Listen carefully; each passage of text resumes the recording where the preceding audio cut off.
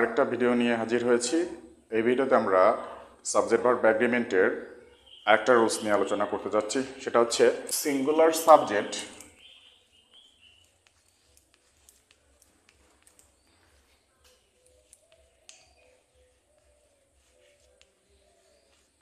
Singular verb গ্রহণ করে।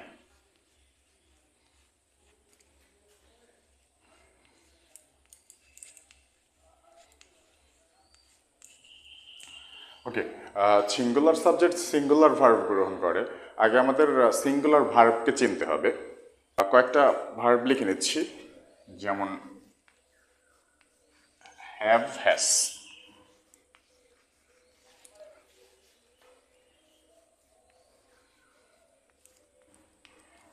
M ইজার,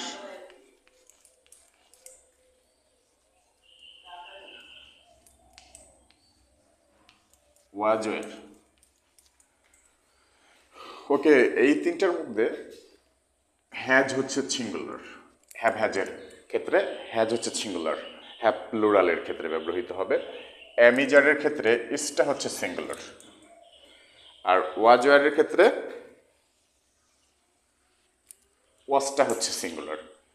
ওকে, তবে মেইন ভার্বের ক্ষেত্রে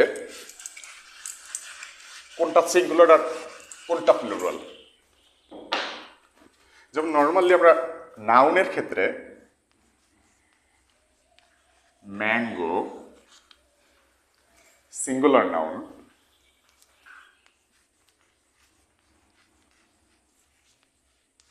ম্যাঙ্গোস প্লুরাল নাউন, এচিএস যুক্ত করে প্লুরাল করি। তবে ভার্বের ক্ষেত্রে ব্যাপারটা আলাদা। গো আর গোস এই এসিএস যুক্ত হলে নাউনের ক্ষেত্রে প্লুরাল হয়, তবে ভার্বের ক্ষেত্রে এচিএস যুক্ত হলে সেটাকে সিঙ্গুলার বলা হয়। আর এইটা যেটা এসিএস মুক্ত, এসিএস নেই, সেটা হচ্ছে প্লুরাল। ওকে, এখন আমরা কি বলেছি? সিঙ্গুলার সাবজেক্টের পরে সিঙ্গুলার ভার্ব, প্লুরাল সাবজেক্টের পরে প্লুরাল ভার্ব বসবে। আসে একটু দেখি। তন্নি ইজ অথবা আর মাই ফ্রেন্ড। কর্তা কে? তন্নি, অর্থাৎ একজন ব্যক্তি, সিঙ্গুলার।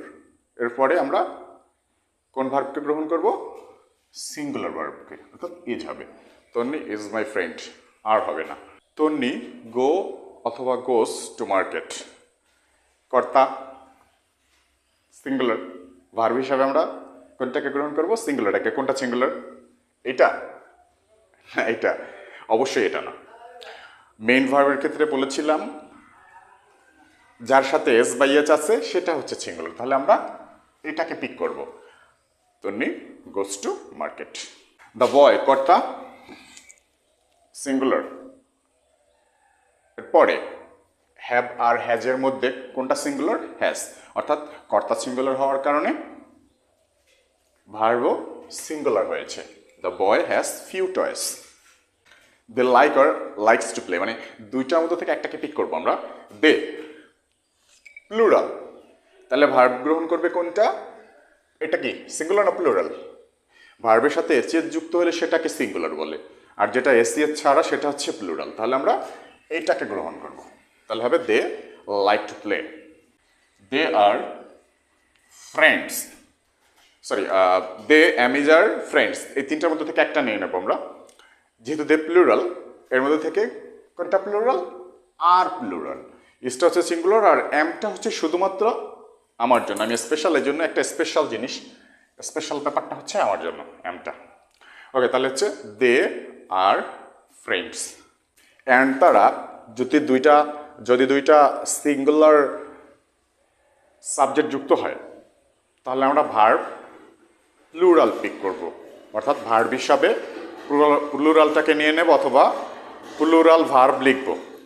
ওকে, কয়েকটা উদাহরণ দেখে নিচ্ছি। Rina and Mina was oblique were there. এখন রিনা অ্যান্ড মিনা দুইটা সিঙ্গুলার, একটা দুইটা সিঙ্গুলার অ্যান্ড দ্বারা যুক্ত হয়েছে, তাহলে প্লুরাল হয়ে গেছে। তাহলে কর্তা যেহেতু প্লুরাল, আমরা প্লুরাল ভার্ব গ্রহণ করব। ওয়াজ ওয়ার মধ্যে থেকে ওয়ার নিয়ে নেব, অর্থাৎ Rina and Mina were present, were there, sorry. তবে অ্যান্ড দ্বারা যুক্ত সিঙ্গুলার সাবজেক্ট দ্বারা যদি একই ব্যক্তিকে বোঝায়, দুইটাই একই ব্যক্তি হয়, একই ব্যক্তিকে বোঝায়, সেম ব্যক্তিকে, তাহলে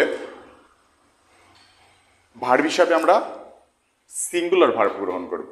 ওকে, উদাহরণ লিখে নিচ্ছি একটা। এই সেন্টেন্সে the chairman and the headmaster, তার মানে যে ব্যক্তি চেয়ারম্যান সেই হেডমাস্টার, দুইটা একই ব্যক্তি। যদি এরকম হয় ঘটনা, তাহলে সেই ক্ষেত্রে আমরা সিঙ্গুলার সাবজেক্ট ধরে নেব, অর্থাৎ ভার্ব হিসাবে আমরা ওয়াজকে গ্রহণ করবো, অর্থাৎ the chairman and the headmaster was present at the meeting. আমার ভিডিও ভালো লাগলে, ভিডিও দ্বারা উপকৃত হলে অবশ্যই লাইক, ফলো এবং শেয়ার করবেন, তাহলে কৃতজ্ঞ থাকবো।